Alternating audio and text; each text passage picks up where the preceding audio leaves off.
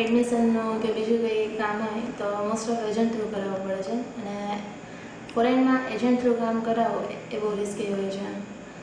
ખાસ કરીને જ્યારે રિઝલ્ટ આવ્યો ડાઉન પર્સન્ટેજ હતા પછી ઇન્ડિયામાં મોસ્ટ ઓફ ટાઈમ કોલેજોમાં એપ્લિકેશન કરવાની, ફોર્મ ભરવાના, કોલ લેટરની રાહ જોવાની, એક્ઝામ દેવાની, ઇન્ટરવ્યૂ દેવાનું, પછી અને મેરિટ રાઉન્ડની રાહ જોવાની.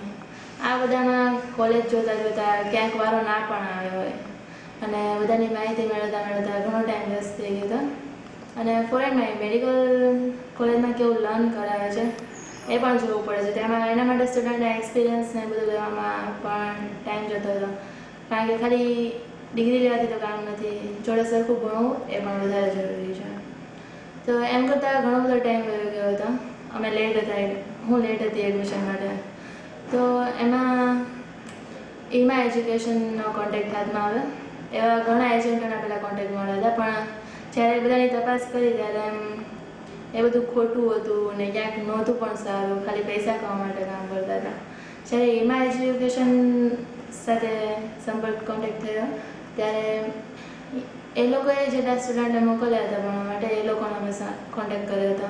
તો એ લોકો બધાના એક્સપિરિયન્સ સારા હતા, એટલે અમે એમના પર રિસર્ચ કરીને અને કોલેજ વિશે માહિતી મેળવીને જ્યારે અમે એડમિશન લીધું ત્યારે પહેલાં તો એમ થતું હતું, કારણ કે મારી દીએ પણ ફોરેનમાં ચાઇનામાં MBBS કર્યું છે, તો એમના જે એજન્ટ હતા એમણે જે પ્રોમિસ કર્યું હતું એ લોકોએ પૂરું નહોતું કર્યું. એટલે અમને ડર હતો કે એજન્ટ બરાબર નીકળશે કે નહીં નીકળે એમ, કે કોલેજ કેવી નીકળશે. પણ જ્યારે એડમિશન લઈ લીધું પછી જ્યારે અમે અહીંયા યુનિવર્સિટીમાં ફિલિપાઇન્સની લાઇઝમ નોર્થન યુનિવર્સિટી એ ઘણી બેસ્ટ નીકળી.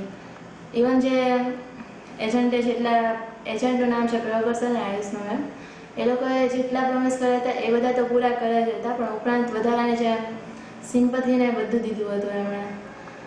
જ્યારે ફોરેનમાં આવ્યા હતા, જ્યારે ફિલિપાઇન્સમાં ભણવા માટે આવ્યા અમે, ત્યારે એમ થતું હતું કે નહીં, કે અહીંયા ડર જેવો લાગતો હતો એમ, સિક્યોરિટી મળશે કે નહીં મળે, બધાનું વર્તન કેવું હશે, કે કોલેજમાં કેવું ભણાવતા હશે, કે કોલેજ કેવી નીકળશે એમ.